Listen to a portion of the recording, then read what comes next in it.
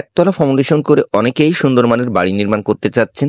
সেই ক্ষেত্রে দেখে নিতে পারেন আজ এই 4 রুমের একতলা বাড়ির টোটাল ডিজাইন ও নির্মাণ কাজগুলো। দর্শক, আজ যে বাড়িটা আপনারা দেখছেন, এই বাড়িটার ভিতরে পাবেন 4টে বেডরুম।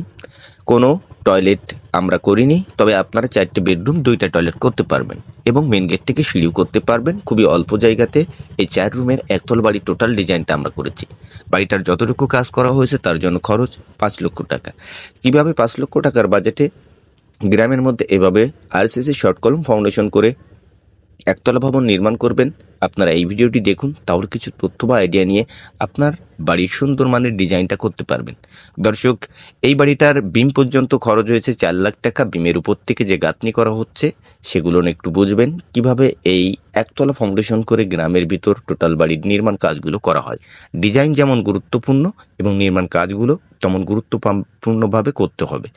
দর্শক, এই বাড়িটা নির্মাণ করতে চাইলে দৈর্ঘ্যের দিকে জায়গার প্রয়োজন পড়বে 28 ফিট, প্রস্থের দিকে জায়গার প্রয়োজন পড়বে 28 ফিট। তো এই জায়গাটি স্কোয়ার ফিটে হিসাব করলে বাড়িটার স্বাদ পাবেন 784 স্কোয়ার ফিট, 1% 80 পয়েন্ট জায়গার উপরে এই বাড়ির টোটাল ফ্লোর প্ল্যানটি আমরা করেছি। এটা হলো মেন গেট। মেন গেট থেকে সিঁড়িটা উঠানো হবে। মেন গেটের সাইজ আছে প্রায় 7 ফিট। দর্শক, পিছন সাইডে আপনারা চাইলে 2টা টয়লেট করতে পারবেন এবং 3টা বেডরুম করে আপনারা একটা রুমের ভিতরে একটি কিচেন ও টয়লেটও করে নিতে পারবেন। তো আমরা আমাদের মতন প্ল্যান করেছি। এই প্ল্যানের ভিতরে কোনো টয়লেট কিচেন নাই, স্রেফ 4টে বেডরুম। এই সাইডে রুমের সাইজ পাবেন 14 ফিট বাই 12 ফিট করে।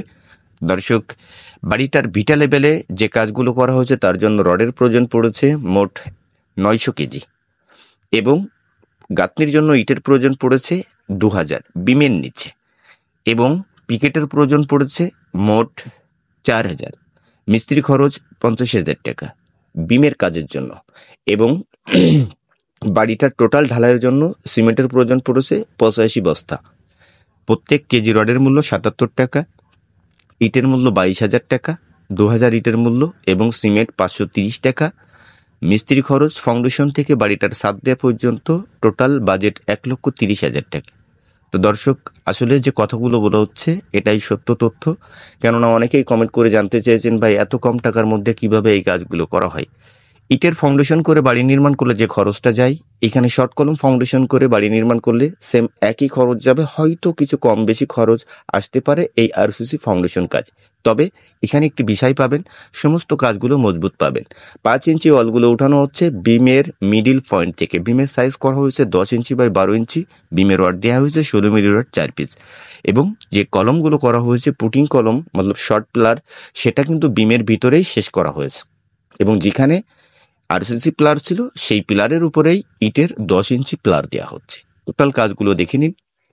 5 ইঞ্চি ওয়াল যখনই গাঁথনি করবেন, 1/2 ইঞ্চি বালি ভেঙে প্রত্যেকটা ইট বসাবেন এবং প্রত্যেকটা ইটের যে গ্যাপ রাখবেন 1 আঙুল পরিমাণ এবং এভাবেই 5 ইঞ্চি ওয়ালগুলো গাঁথনি করলে কি হয়, বিল্ডিংয়ের টোটাল কাজগুলো অনেক মজবুত হয়।